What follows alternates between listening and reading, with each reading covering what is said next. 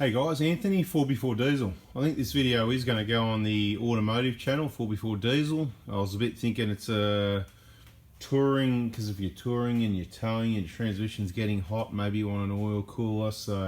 But it's more of an install, and it's more because it's to do with mechanical. So look, the majority of this video is going to end up being a transmission cooler install, what brand and why, all that sort of thing.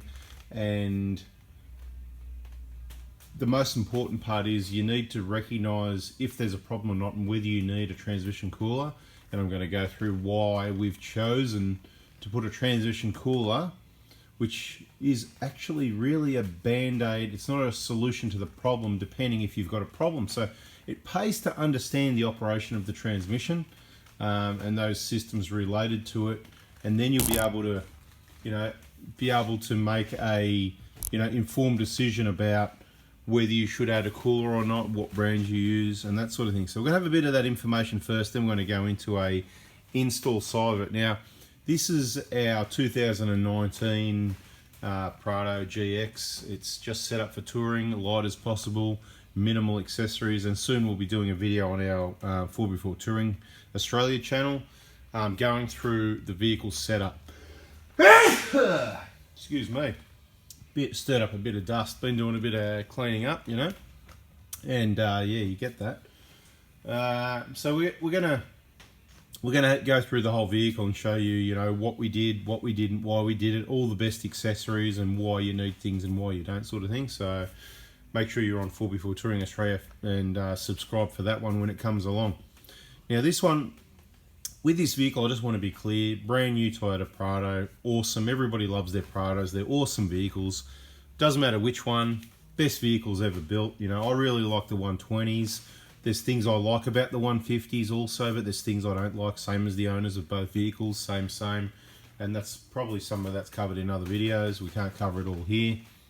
But one of the things we don't like about the newer Prados is the engine, the little 2755cc. We've mentioned it before in other videos, so I'm not going to go on about it. If you want to know about it, search our videos, watch our videos, make sure you subscribe, check the playlist. There could be a playlist on that subject, 1GD, automatic. It could be, just search transmission, automatic transmission, torque, T-O-R-Q-U-E, for torque converter. Because the problem, and it is a problem in my opinion, because the other vehicles don't do it. This engine's supposed to have more power, more torque, which the seat of my pants, my right foot, and the vehicles next to me, like the 3-litre 1KDs we've lined up, says that it hasn't got as much power or torque. Even though it's lighter, it's a GX, we've got vehicles that are fully modded, no chips or tunes or anything like that, and they blow the 1GDs away. So, good engine, bad engine, okay? So, it's not that easy to make a smaller engine and just make more power. So, more torque and all that sort of thing. Apparently you can. Of course you can. It's all in the tuning, and how strong the engine's going to be, that'll be in time. But, I'm sort of totally could go on about it. So the problem is, besides the engine being gutless, it's not that it hasn't got the torque to hold transmission lock up hills, because we're not even getting to hills. I'm going to give you the latest example. Just yesterday, 5 p.m, we're heading out towards Ballarat on the Western Highway. So, for example, going through past Melton, the highway is virtually flat. There's virtually no wind. The transmission wouldn't hold converter lock in 6th gear on flat ground at 110 kilometers an hour genuine speed. It unlocked. Okay, so I took the cruise control off, sped up a little bit, backed off the gas so that I could get it to lock, and just gently back onto it. And I think with my foot I could keep it, and then I just reactivated the cruise control, and within not long, bang, there it is, that torque converter unlocked, just slipping away. And you can watch the temperature on the transmission just go up, up, up, okay? So, so look, it kind of doesn't matter, like if you want to cook your transmission oil, the transmission can probably take it, but it just makes me feel sick that the fact that it's happening, it's just so stupid. It doesn't need to happen, it's all in the software. So, what do? We flick it back to 4th, it's revving its head off, right? 3 grand plus whatever it is, 4th gear at 110, you know what I mean? So, because just so you know, 110 real speed, that's 115 on the speedo. So you need to do about 115 to be doing 110, that's another video, right? And then we manually take it to 5th, No worries, it goes into fifth. It won't lock the converter in fifth. Probably because the mode, it's a bit of a sports mode that, S1, 4, 5, 6, So, it's like, this is hopeless. And I go, it's so frustrating, it just doesn't need to be like that. We're not towing, we're a GX, we're nice and light, there's no bull bar, there's a flat roof rack, there's no warning. I should show you the vehicle again, there's just nothing on it. Like I said, stay tuned for the other videos. And I'm just watching that transmission temp go 90, 91, 92, and it's just going to keep going. And I cannot lock this transmission on flat ground. And then we go past, near Bacchus Marsh. We're going down the hill, converter locks, back down onto the flat ground again, unlocked again. I'm like, this is just ridiculous, right? It's just completely ridiculous and unnecessary. So fourth, we can get it to lock, it's revving. Fifth and sixth, we can't get it to lock. And this is a known problem. A lot of people are having this sort of problem, whatever. Just looking at that hose there near the plastic, you know what I mean? So yeah, that could be in years to come, could be problems. Anyway, stay tuned. So I've gone, okay, what I've decided to do, and I'd already decided previously to put a transmission cooler on it. And generally, some people are going to go, generally, I'm sort of against transmission coolers. Now, gone are the days of the crappy transmissions that were just hopeless and it was real bad designs, Fords, Holdens and whatever else. Excuse me, too much talking. Gone are the days you need a transmission cooler, right? You basically needed a transmission cooler. Ford would void the warranty. If you had a tow bar and you didn't have a transmission cooler, bye-bye transmission warranty, right? So as soon as the tow bar went on, so did the trans cooler. With these vehicles, when I say these vehicles, let's use the 1KD with a 5-speed auto, for example, one of the most popular engines and transmissions in the Prado, throughout most of the 120s and a lot of the 150s, right? Now, look, it doesn't behave perfectly. Can we tweak the software a little bit, please? Can we hold torque converter lock in fifth a bit longer? Can we hold it in fifth a bit longer before it goes back to fourth? But it's not bad. It could be better, but it's not bad. This is bad. The AC60F in behind the 1GD and this 2019 GX Prado, nice and light. It behaves absolutely terribly, and the only way to describe it is really simply the torque converter doesn't want to lock up. So it's not about it. People describe it as I think this video is just going to be crapping on about the transmission, and we'll do a separate install video the way we're going. Or it could be a longer one, or this will be part one and we'll do part two. I don't know. I know I need to tell you this stuff, guys, because do as I say, not as I do. In my opinion, don't go and buy anything yet. Yeah, we'll go and check out, they talk about new motor. It's not a new motor. It's just remapped and different software. And apparently some people reckon it drives well. So I think we'll check that out and let you know, give you some feedback on that. That'll be interesting as soon as we get some time. Could be the case. It's still a small engine undersized for the vehicle, and trying to push more out of it isn't necessarily the solution. A reflash for the transmission for this model vehicle would be good. It's probably fair, the amount of power the engine puts out.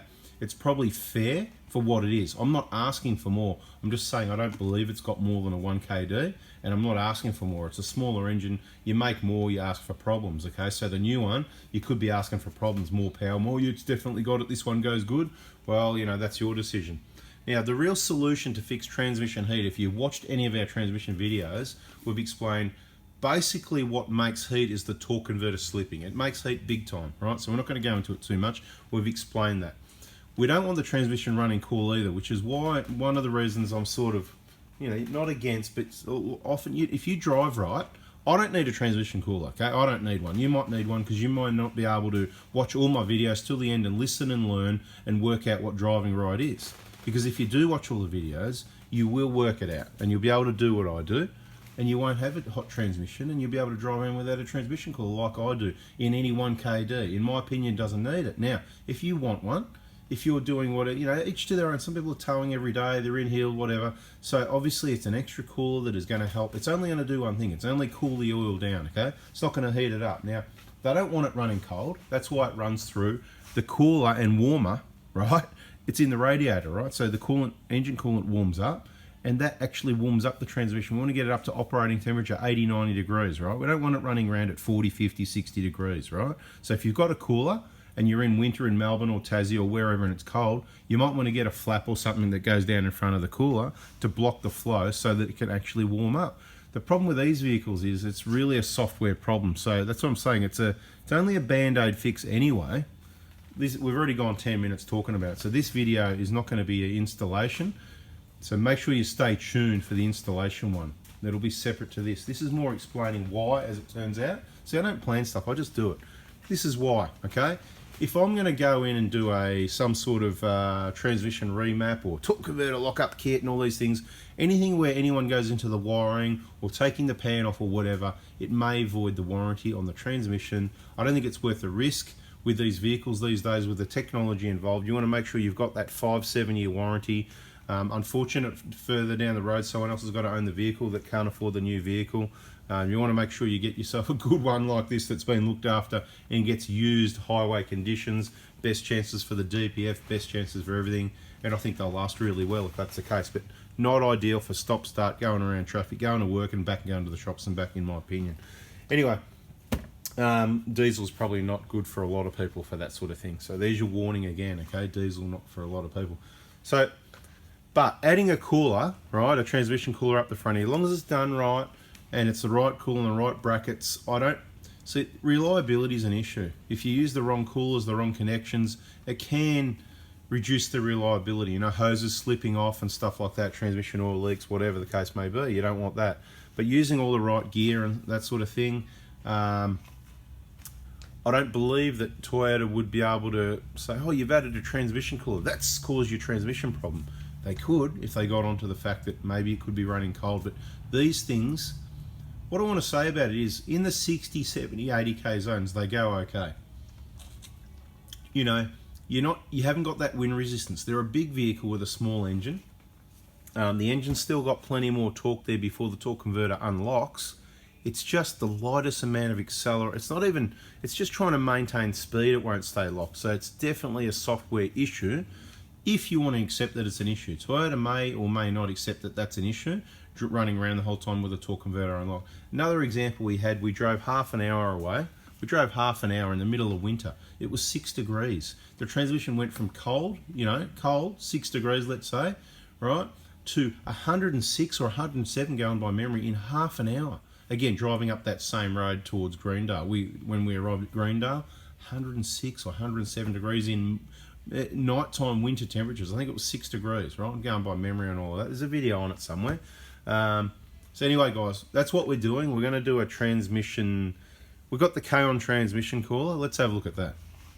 Actually, let's not have a look at that. What we'll do is, we'll end this video. This is trying to explain to you a few things why and what, with the coolers, and it's not really a solution, but if you're going to do something, I'd suggest the cooler, because people ask, I'm answering the question. People ask, what do you do? Well, don't buy one of these for a start. If you do, look, for us it's not too bad because we can manage it, we know what's going on, but what I'm more concerned about is people that don't know, and they hook up their caravan, that means they're heavier, and they go on a big trip, and they're driving the whole time with a thing in bloody slipping in 50, and they don't know what they're doing. They just see the revs, it looks somewhere reasonable.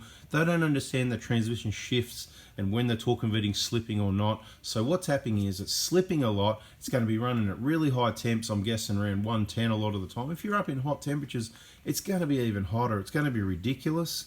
Okay, so good luck with that. Not good, not good. So next thing we're going to do after we fit this cooler, we're going to do it anyway, because look, even if there is a software, I don't know how, next thing we do after we fit the cooler, we're going to check again if there is a software. Some people believe there's a transmission software update for these. Again, in the comments, if you can, let us know if you've found that there is a transmission software for the slipping torque converter in a 2016, 17, 18, 19, whatever, 1GD FTV.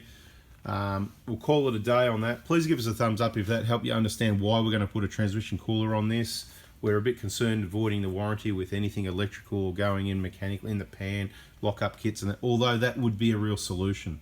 But why should you have to spend this sort of money on a new vehicle and then straight away go and invest on locking up the torque converter because they didn't get the software right? It's just not right, guys. If you understand it and you're not happy, maybe you should all start talking to your local Toyota dealer about it, and they can go back to TMCA and back to whoever to come up with some software to update it. We'll do a separate video called Install and we'll get straight into it, guys. Please subscribe, turn the bell on in case you need that notification for the next video when it comes out doing this install. Thanks for watching, guys. See ya.